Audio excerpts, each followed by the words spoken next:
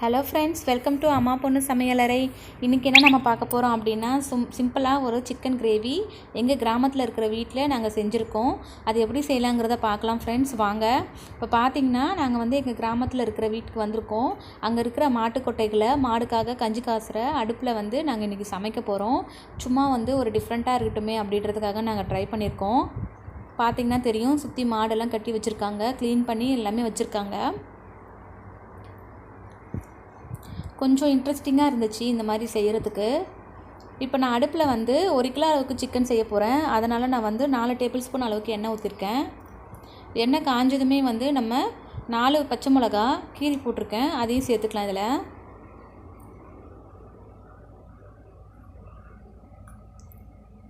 அடுப்பில் செய்யும்போது நம்ம பார்த்து செய்யணும். மேலே கீழே நெருப்பு பற்றாமல் நம்ம பார்த்து செஞ்சுக்கணுங்க.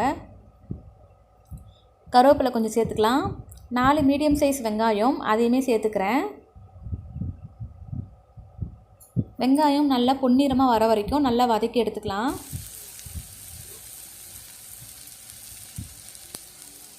வெங்காயம் வதங்கினதுமே தக்காளியுமே சேர்த்துக்கோங்க. தக்காளியும் வெங்காயமும் நல்லா வதங்கி வரணும்.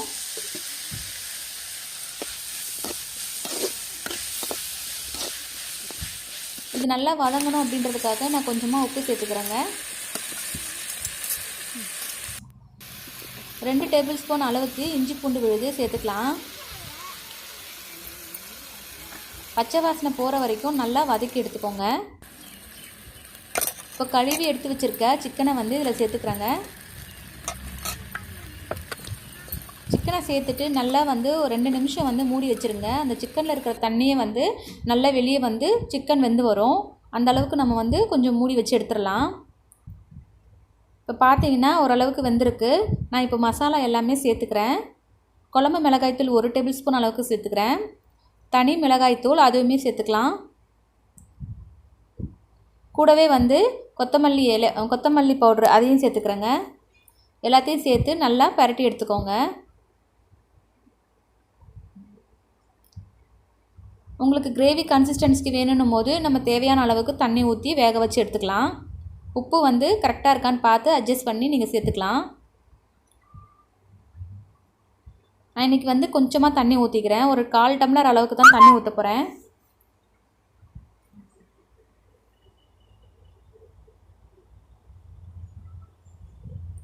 இது எல்லாமே சேர்த்து கலக்கி விட்டுட்டு நம்ம ஒரு 3 நிமிஷத்துக்கு நல்லா வேக வச்சு எடுத்துக்கிட்டோம்னா சூப்பரான சிக்கன் கிரேவி ரெடி ஆகிடுங்க.